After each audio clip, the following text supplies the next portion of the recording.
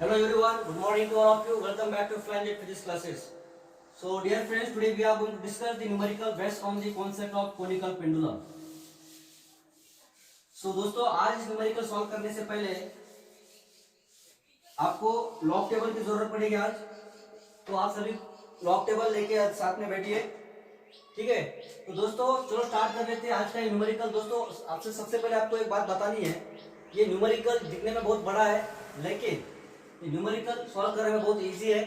तो लेकिन आपको एक बात याद रखनी होगी, ये न्यूमेरिकल को साइमल्टेनियसली रीड करते रहो और रीड करते करते इसका एक फिगर बना के रखो, तो आपको समझने में ज्यादा आसानी होगी और न्यूमेरिकल भी इजीली सॉल्व हो जाएगा। चलो स्टार्ट करते हैं आज का न्यूमेरिकल।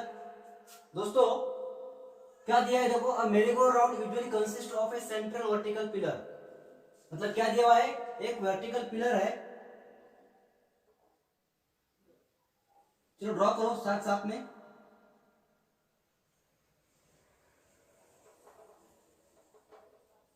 एक सेंट्रल वर्टिकल पिलर दिया हुआ है। At the top of it there is a horizontal rods. मतलब क्या है, उसके टॉप में दो हॉरिजॉन्टल रॉड्स रखे हुए हैं। At the top of it there are horizontal rods, right, which can rotate about vertical axis. मतलब ये जो वर्टिकल एक्सिस है, इस वर्टिकल एक्सिस के अबाउट ये रोटेट हो रहे हैं, ठीक है। At the end of this horizontal rod, मतलब ये रॉड के एंड में, मतलब इस पोजीशन में, इस और इस पोजीशन के क्या होता है देखो, at the end of this horizontal rod there is a vertical rod fitted like an elbow joint. मतलब at the end of this horizontal rod there is a vertical rod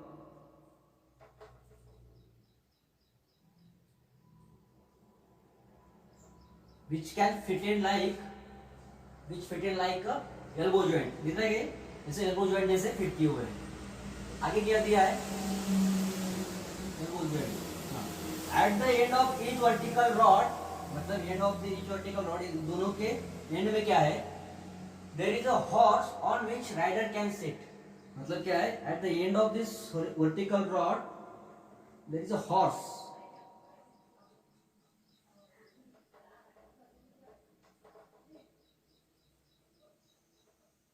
ये हॉर्स है, on which the rider can sit. मतलब इसके ऊपर जो rider है ये यहाँ पे बैठा हुआ है, ठीक है। तो as the merry go round set into rotation, जब ये मेरीगो राउंड रोटेट होगा तब क्या होगा, these vertical rods move away from axle. मतलब ये रोड क्या हो रहे हैं, जब ये मेरीगो राउंड रोटेट होगा तब ये एक्सल क्या हो रहे हैं, move away from the axle. मतलब एक्सल से क्या हो रहे हैं, बाहर जा रहे हैं, अवे फ्रॉम द एक्सल। ये इस तरह से कोई पोजीशन होगा उसका, राइट।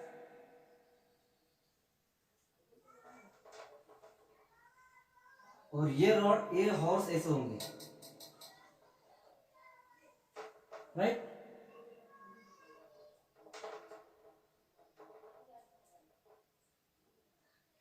कुछ इस तरह से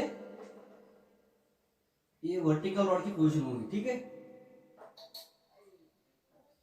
तो क्या दिया है देखो, as the merry go round set into rotation, जब ये मेरीगो राउंड रोटेट होगा, these vertical rods move away from the axle. मतलब ये रॉड एक्सल से मूव हो रहे हैं away from the axle by making some angle with vertical. मतलब ये वर्टिकल से कुछ एंगल कर रही है, ये है अपना वर्टिकल एक्सल, ये वर्टिकल से कुछ एंगल कर रहे हैं।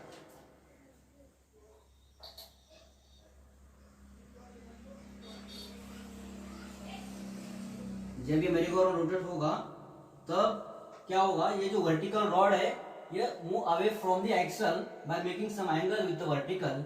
सो that angle we have given in the example, that angle is 37 degree. Figure shows rotating merry go round. मतलब फिगर क्या दिया हुआ है, ये आपको फिगर गिवन दिया होगा न्यूमेरिकल में, ये गिवन दिया है figure. Figure shows rotating merry go round, find the frequency of merry-go round. मतलब हमें क्या फाइंड करना है, n फाइंड करना है। क्या फाइंड करना है हमें, n। फ्रीक्वेंसी फाइंड करनी है इस न्यूमेरिकल में, ठीक है। तो दोस्तों हमें ये न्यूमेरिकल में फिगर गिवन दी है, ये हमने अपने इस जो डेटा दिया है इसके आधार के ऊपर हमने ये फिगर ड्रॉ किया हुआ है, ठीक है। तो इनिशियल पोजीशन में कैसा होगा ये मेरे को राउंड इस तरफ, राइट, ये रॉड वर्टिकल होंगे और जब ये मेरे को रोटेट होगा तब ये रॉड क्या होंगे, ये थोड़ा सा बाहर जाएंगे इस तरह, राइट। जब ये मेरे को रोटेट होगा तब ये रॉड क्या होंगे, थोड़ा सा बाहर जाएंगे। बाहर जाने के बाद ये कितना वर्टिकल से कुछ एंगल कर रहे हैं, वो एंगल हमें गिवन दिया है 37 degree, right. The length of this horizontal rod, मतलब ये रॉड की हमें लेंथ दी है 2.1 मीटर, ओके। ये रॉड की हमें लेंथ पता है, ये एंगल पता है वर्टिकल से कितना किया है, और एक और चीज पता है हमें, ये रॉड की लेंथ पता है। ये रॉड जो है, ये रॉड की लेंथ है 1.5 मीटर। रॉड की जो लेंथ दी है ये दी कितने है, 1.5 मीटर दिया हुआ है, ठीक है। तो इसके बेसिस के ऊपर हमें फाइंड करना है फ्रीक्वेंसी, मतलब कितने रिवोल्यूशन कंप्लीट करेगा वो 1 सेकंड में, वो ये हमें फाइंड करना है, ठीक है। तो दोस्तों चलो हम स्टार्ट करते हैं अपना एक्चुअल न्यूमेरिकल। दोस्तों हमें फ्रीक्वेंसी फाइंड करनी है, तो फ्रीक्वेंसी किस फार्मूले में आती है, ओमेगा के फार्मूले में आती है 2 pi n, omega equal to 2 pi n। तो हमें क्या करना पड़ेगा दोस्तों, किसी तरह से हमें एंगुलर वेलोसिटी फाइंड करनी पड़ेगी, राइट। तो ओमेगा फाइंड करना पड़ेगा, ओमेगा फाइंड किया तो हमें इजीली हम फ्रीक्वेंसी को फाइंड कर सकते हैं, ठीक है। तो दोस्तों ये न्यूमेरिकल का ये जो डेटा है ये आपको समझ में आया होगा। तो ये डेटा के ऊपर ये अपना फिगर ड्रॉ करना है। पहले सबसे पहले फिगर ड्रॉ करने के बाद आपको ये मैग्नीट्यूड सेट इनटू रोटेशन, मतलब जब मैग्नीट्यूड रोटेट होगा उसके बाद वाला ये डेटा हमें दिया हुआ है, ठीक है। तो पहले हमें ऐसा एक फिगर ड्रॉ करना पड़ेगा। अगर ये फिगर ड्रॉ करने के बाद आपको अच्छी तरह समझ में आएगा कि मेरे ग्राउंड बोल क्या रहा है, मतलब ये न्यूमेरिकल कहना क्या चाहता है, ठीक है। तो इस केस में हमें फाइंड करना है फ्रीक्वेंसी ऑफ मेरे ग्राउंड, राइट। तो दोस्तों हमें किसी तरह से ओमेगा को फाइंड करना है। तो I will draw this diagram. तो ये हमें डायग्राम यहाँ पे दिया हुआ है। ये डायग्राम मैंने इसलिए ड्रॉ किया है कि आपको ये डेटा दिया क्यों है, ये आपको फिगर गिवन दी हुई है, लेकिन ये डेटा से आपको क्या ये फिगर ड्रॉ कैसे कर सकते हैं, इसलिए मैंने ये डायग्राम आपको ड्रॉ करके दिखाया है, ठीक है दोस्तों। तो मैं इसे अभी रफ करता हूं। अभी हम क्या करेंगे, हमें फाइंड करना है ओमेगा, किसी तरह से ओमेगा फाइंड करना है। कैसे फाइंड करके देखो, अभी सिंपल है। जैसे कि हमने कोनिकल पेंडुलम का डेरिवेशन सॉल्व किया था, सेम उसी तरीके से हम इसे सॉल्व करेंगे। ज्यादा कुछ डिफिकल्ट नहीं है, ठीक है दोस्तों। तो इसे सॉल्व कैसे करेंगे, देखो सबसे पहले हमें पता है ये डिस्टेंस पता है। अगर ये मेरी गो राउंड जो है रोटेट हो रही है, रोटेट हो रही है मतलब कैसे हो रही है, देखो क्या कौन सा मोशन परफॉर्म करेगी, ये परफॉर्म करेगी अपना सर्कुलर मोशन,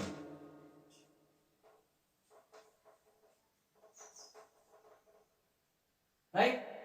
ये कौन सा मोशन परफॉर्म करेगी, ये सर्कुलर मोशन परफॉर्म करेगी। अगर सर्कुलर मोशन ये परफॉर्म कर रही है, ये तो जो हॉर्स है, तो इसकी एक रेडियस होगी स्मॉल आर, राइट। अगर सर्कुलर मोशन परफॉर्म करे तो ये रेडियस होगी इसकी स्मॉल आर। तो ये रेडियस हमें पता है क्या, सबसे पहले हमें रेडियस पता होना चाहिए, ठीक है। तो ये मैं रेडियस फाइंड करेंगे, रेडियस कितना है इसका।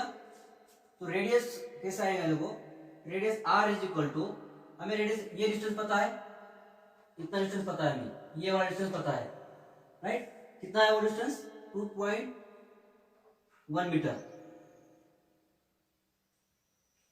प्लस ये डिस्टेंस हमें पता नहीं है, राइट। तो ये डिस्टेंस को हम मानेंगे x, इसको लिख दो यहाँ पे x। ये डिस्टेंस हमें पता नहीं है, ये डिस्टेंस हमें पता है कितना है, 2.1 मीटर। तो हमें ये डिस्टेंस फाइंड करना पड़ेगा पहले, राइट। तो ये डिस्टेंस किसे फाइंड करेंगे, देखो ये एंगल हमें पता है कितना है, 37 डिग्री। तो ये रॉड की लेंथ हमें पता है कितना है, 1.5 मीटर। रॉड की लेंथ कितनी है, 1.5 मीटर, ये लेंथ हमें दी हुई है रॉड की। तो दोस्तों हमें ये लेंथ पता है, ये एंगल पता है, तो हम सामने वाली जो साइड है वो फाइंड कर सकते हैं, साइन 37। साइन एंगल से हम इसे फाइंड कर सकते हैं, साइन थीटा। ये ट्रायंगल कंसीडर कीजिए, राइट। तो साइन थीटा इक्वल क्या आएगा, साइन 37, और साइन 37 की वैल्यू हमें गिवन दी हुई है न्यूमेरिकल में, और वैल्यू ऑफ जी, ये दोनों भी हमें न्यूमेरिकल में गिवन दिया हुआ है, ठीक है। ये साइन 37 मतलब क्या होता है, opposite side upon hypotenuse, opposite side upon hypotenuse. Right. तो अपोजिट साइड क्या है, x, ये है अपोजिट साइड, राइट। और हाइपोटेनस क्या है 1.5 equal to sine 37। Okay, sine 37 की वैल्यू हमें न्यूमेरिकल में गिवन दी हुई है। अगर नहीं होती तो हम लॉग टेबल से साइन का टेबल दिया हुआ है उससे हम फाइंड कर सकते हैं। साइन 37 की वैल्यू गिवन दी हुई है, कितनी है वो 0.6,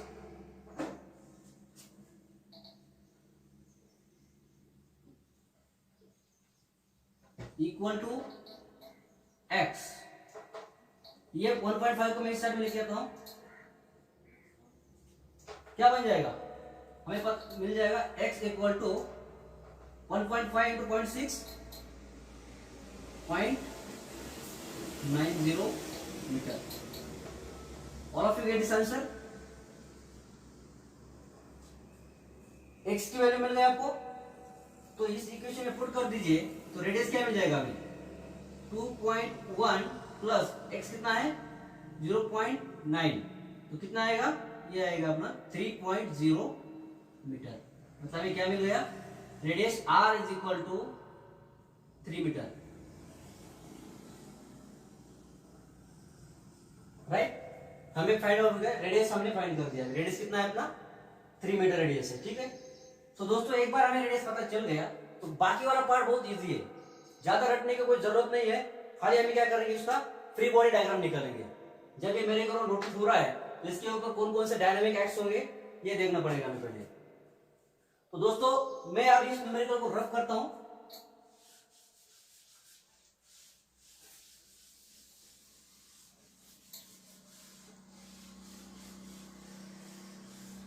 इस साइड में एक फ्री बॉडी डायग्राम निकाल लेंगे।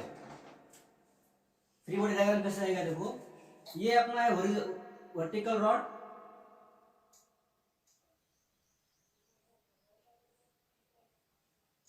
राइट, ये है हॉरिजॉन्टल रॉड अपना,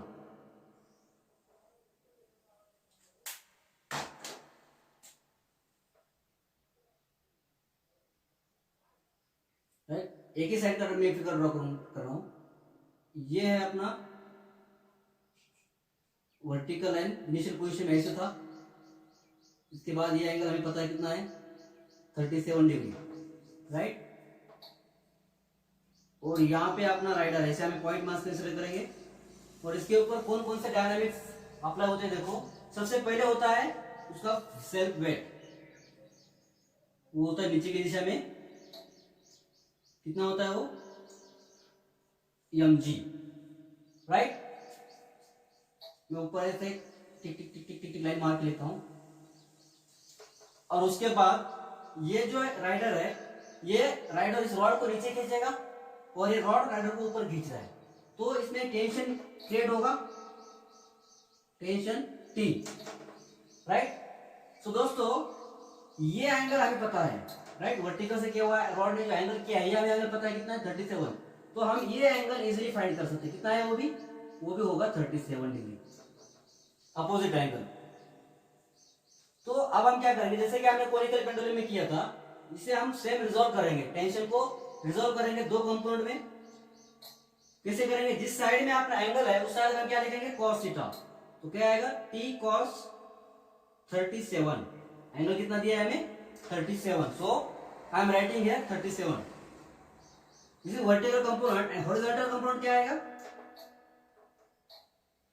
T sin 37, ओके।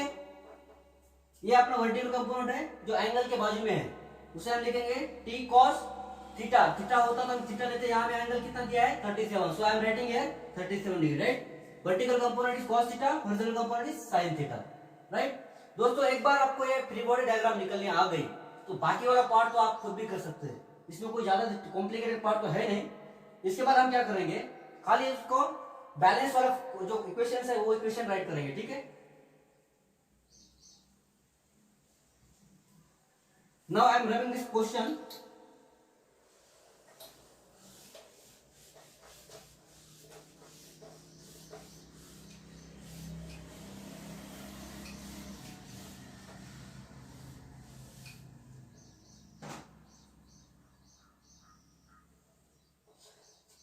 देखो क्या है इस फिगर में, देखो जो अपना T cos theta, T cos 37 जो है ये किसको बैलेंस कर रहा है, वेट mg को बैलेंस कर रहा है। देखो सही से दिखता है, ये जो अपना राइडर है ये ना तो ऊपर जा रहा है ना तो ये नीचे आ रहा है, ये क्या कर रहा है, सर्कुलर मोशन परफॉर्म कर रहा है भाई, राइट। सर्कुलर मोशन परफॉर्म कर रहा है मतलब क्या कर रहा है, T cos 37 equal to mg, ये अपने राइडर का जो वेट है उसको बैलेंस कर रहा है। T cos 37 balances weight mg, दिख रहा है क्या, ये अपवर्ड है ये डाउनवर्ड डायरेक्शन में, तो क्या करेगा, टी कॉस 37 बैलेंस कर रहा है अपने वेट mg को, राइट। तो दोस्तों अगर जब ये मेरी को राउंड रोटेट कर रहा है, अगर ये सर्कुलर मोशन परफॉर्म कर रहा है, तो सर्कुलर मोशन अगर ये परफॉर्म कर रहा है तो सेंटर की ओर हमें एक फोर्स होना जरूरी होता है। वो फोर्स क्या होता है, ये फोर्स होता है सेंट्रीपिटल फोर्स, राइट। अगर कोई पार्टिकल सर्कुलर मोशन परफॉर्म कर रहा है तो उस केस में सेंट्रीपिटल फोर्स का होना जरूरी है। तो इस केस में सेंट्रीपिटल फोर्स कौन प्रोवाइड कर रहा है, देखो इस केस में अगर ये पार्टिकल सर्कुलर मोशन परफॉर्म कर रहा है तो इस केस में अपना जो सेंट्रीपिटल फोर्स है, जो नेसेसरी सेंट्रीपिटल फोर्स लगता है सर्कुलर मोशन के लिए, इस केस में कौन प्रोवाइड कर रहा है, देखो इस सेंटर की ओर कौन सा फोर्स है, 3 sin 37। तो दोस्तों necessary centripetal force, centripetal force will provided by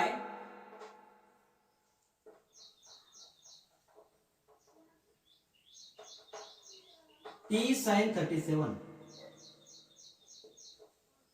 okay. मतलब T sin 37 जो है ये अपना नेसेसरी सेंट्रीपिटल फोर्स का काम कर रहा है, ठीक है। तो क्या इक्वेशन आएगा, T sin 37 equal to centripetal force which is equal to, क्या है centripetal force, m v square by r, और इसे हम एम आर ओमेगा स्क्वायर इसे भी लिखते हैं, ठीक है। So this is equation number 2। अच्छे से लिख देता हूं मैं इधर, T sine 37 equal to M R omega square, this is equation number 2, okay. So दोस्तों by dividing equation 2 by 1, same हम कोनिकल पेंडुलम में किया था वैसे हमें इसे सॉल्व करना है। तो bye dividing equation 2 by dividing equation 2 by equation 1, we get m r omega square divided by mg which is equal to क्या है, t sin 37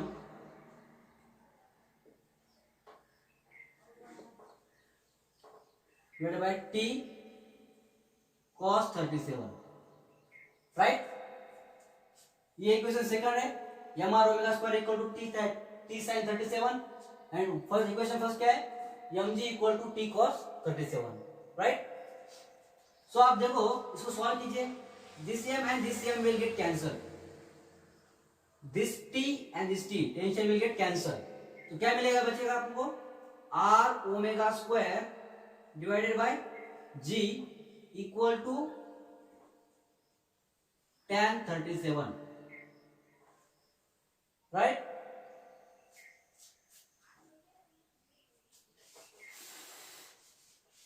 यहां तक लिख दो।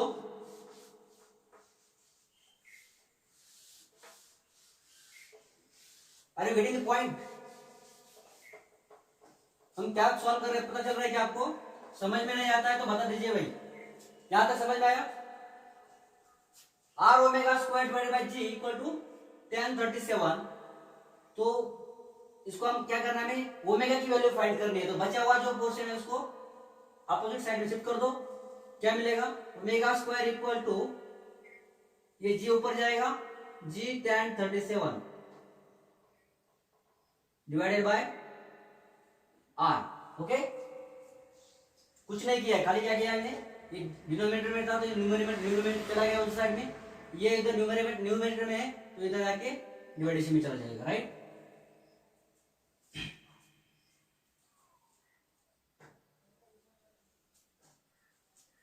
ये वैल्यू ऑफ जी कितना दिया हुआ है आपने, न्यूमेरिकल में गिवन दिया है, जो value of g is pi square. So put the value of this value, इस साइड में लिखता हूं मैं इसे। ओमेगा मतलब क्या है, ओमेगा इक्वल टू, यहां लिखेंगे एक बार, since omega equal to 2 pi N, हमें क्या फाइंड करना है, फ्रीक्वेंसी फाइंड करनी है, ठीक है। तो put the value of omega, क्या आएगा 4 पाई स्क्वायर एन स्क्वायर, जी की वैल्यू कितनी दी हुई है pi square, right, here we have given in the numerical. So tan 37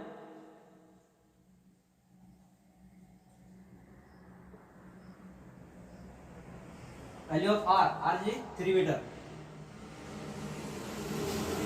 So this pi square and this pi square will get cancelled.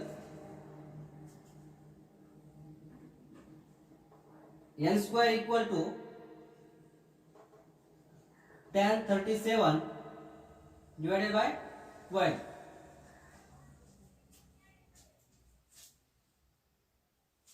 N equal to square root of tan 37 divided by 12, right? So dear friends, यहाँ तक एक बार लिख के ले लो सब चीजें।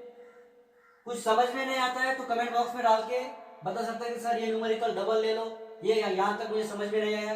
तो ये सब चीजें आपको समझ याद करना जरूरी है, इसको रटने की कोई जरूरत नहीं है, ठीक है। स्टेप बाय स्टेप इसे सॉल्व करते चलो, आपको ये मिल जाएगा। So write down this all this terms.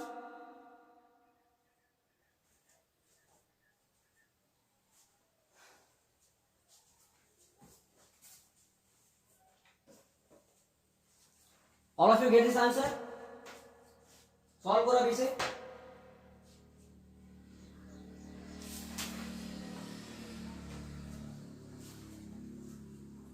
मिल गया क्या?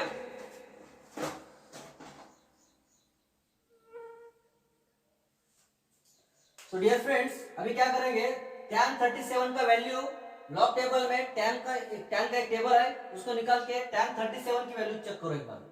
क्या है value, n equal to tan 37 point कितना है 0.7536, मिल गया क्या, डिवाइडेड बाय 12। चलो सॉल्व करो इसे, क्या आएगा,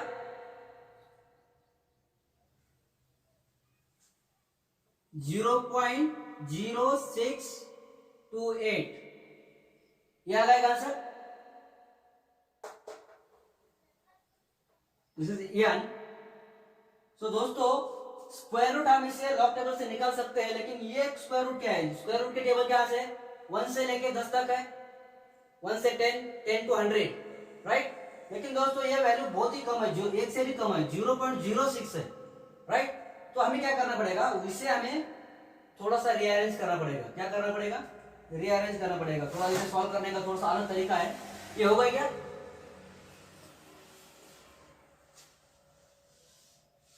अगर वैल्यू बहुत ही कम आती है तो इसे किस तरह से सॉल्व किया जाता है एक बार हम बता देते हैं। चलो लिख दो, n इक्वल टू स्क्वायर रूट ऑफ 0.0628। यहां तक आ गया सबका। हम क्या करेंगे दोस्तों, न्यूमरेटर एंड डिनोमिनेटर को 100 से मल्टीप्लाई करेंगे। क्या करेंगे, 100 से मल्टीप्लाई करेंगे। 100 से ही मल्टीप्लाई क्यों करेंगे मैं बता देता हूं आपको। नीचे और ऊपर कोई भी अगर वैल्यू फिगर से आप मल्टीप्लाई और डिवाइड कर लेते हो तो वैल्यू के ऊपर कोई फर्क तो नहीं पड़ता है, लेकिन हम 100 से ही क्यों मल्टीप्लाई कर रहे हैं। या तो इसे 1000 से मल्टीप्लाई कर सकते थे, 10 से ही मल्टीप्लाई कर सकते थे, राइट। दोस्तों हम इसे 100 से इसलिए मल्टीप्लाई किया है क्योंकि हमें स्क्वायर रूट ऑफ 100 पता है, इजीली हम इसे फाइंड कर सकते हैं टाइम आपने बचाने के लिए। यहाँ से आप 1000 से अगर मल्टीप्लाई करोगे तो 1000 का स्क्वायर रूट निकालने में थोड़ा सा परेशान होगा, ज्यादा टाइम लगेगा आपको। तो इसलिए हम क्या करेंगे, या तो हम उसे 100 से मल्टीप्लाई करो, या से 10 टू द पावर 2 से मल्टीप्लाई, मतलब 100 से करो 10 टू द पावर 4, मतलब कैसे 10,000 से करो, तो क्या हो जाएगा, ये आपको स्क्वायर रूट निकालने में आसानी हो जाएगी, इसलिए हमने क्या किया है 100 से मल्टीप्लाई किया है। ठीक है, मल्टीप्लाई एंड डिवाइड बाय 100, तो क्या आएगा दोस्तों, देखो ये जो डिजिट है 100 से मल्टीप्लाई करने के बाद ये डिजिट 2 कदम आगे चला जाएगा, तो कितना आएगा 6.28 divided by 100। All of you get this answer. 100 से मल्टीप्लाई करने से क्या होगा, ये जो डिजिट है, ये पॉइंट है, 2 कदम आगे चला जाएगा और ये 6.28 हो जाएगा, और नीचे में 100 आपने जैसे के वैसे रखेगा। तो क्या करो, अभी सॉल्व करो, चलो स्क्वायर रूट ले लो। 6.28 का स्क्वायर रूट क्या आता है, स्क्वायर रूट के टेबल में देखो 6.2 का 8 का जो कॉलम है उसमें वैल्यू देखो क्या आती है, तो वैल्यू आती है 2.506 डिवाइडेड बाय 100 का स्क्वायर रूट 10।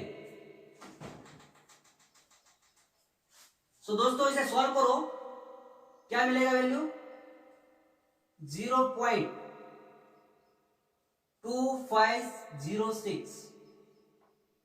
अगर ये 10 से डिवाइड किया है तो ये पॉइंट कुछ नहीं होगा, खाली इस पॉइंट इस तरफ शिफ्ट हो जाएगा, राइट, ये कदम इस शिफ्ट हो इस टाइम में इस साइड में शिफ्ट हो जाएगा, तो क्या मिलेगा answer 0.2506।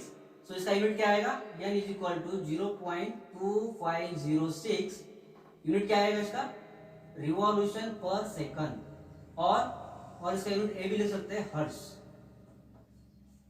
Right. This is the final answer of frequency n equal to 0.2506 hertz.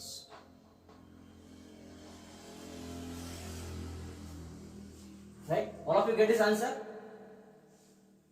दोस्तों ये है अपना मेरी गो राउंड क्यूब न्यूमेरिकल था, और ये बेस था कोनिकल पेंडुलम के कॉन्सेप्ट के हिसाब से। तो कोनिकल पेंडुलम जैसे हमने पेंडुलम का जो बॉडी के ऊपर जो पेंडुलम के ऊपर जो फोर्सेस एक्ट होते थे उसको जैसे रिजॉल्व किया था, सेम हमने यहाँ पे रिजॉल्व किया था। तो सेम फॉर्मूले सेम टेक्निक है, और खाली उसे रटने की कोई जरूरत नहीं। बहुत सारे बच्चे क्या करते हैं, उसे रट के जाते हैं एग्जाम में, तो कोई एक आधी स्टेप मिसिंग हो गई तो आगे वाला पोर्शन वैसे बच जाता है। तो भाई पोर्शन को कोई रटने की कोई जरूरत नहीं है, खाली उसे स्टेप बाय स्टेप सॉल्व करते जाओ, ठीक है। कोई समझ में नहीं आता है तो डायरेक्टली कमेंट बॉक्स में डाल दीजिए कि सर ये पॉइंट मुझे समझ में नहीं आया है, ये कॉन्सेप्ट समझ में नहीं आया है, मिसिंग हो गया है, तो आप इसका डिस्कस लेक्चर में कर सकते हैं, ठीक है दोस्तों। तो चलो कल मिलते हैं एक और। दोस्तों आपको एक खुशखबरी बतानी है। खुशखबरी ये है दोस्तों कि कल से हम अपना एक्सरसाइज का जो पोर्शन है वे भी स्टार्ट करेंगे साइमल्टेनियसली। तो दोस्तों कल से हम क्या करेंगे, जो अपना पोर्शन जो आपने स्टडी किया है अभी तक, इस पोर्शन के ऊपर जो क्वेश्चन है एक्सरसाइज के बीच में, तो वो क्वेश्चन हम साइमल्टेनियसली कल से स्टार्ट करेंगे, ठीक है दोस्तों। तो कल मिलते हैं एक नया पॉइंट लेके, तब तक के लिए थैंक यू।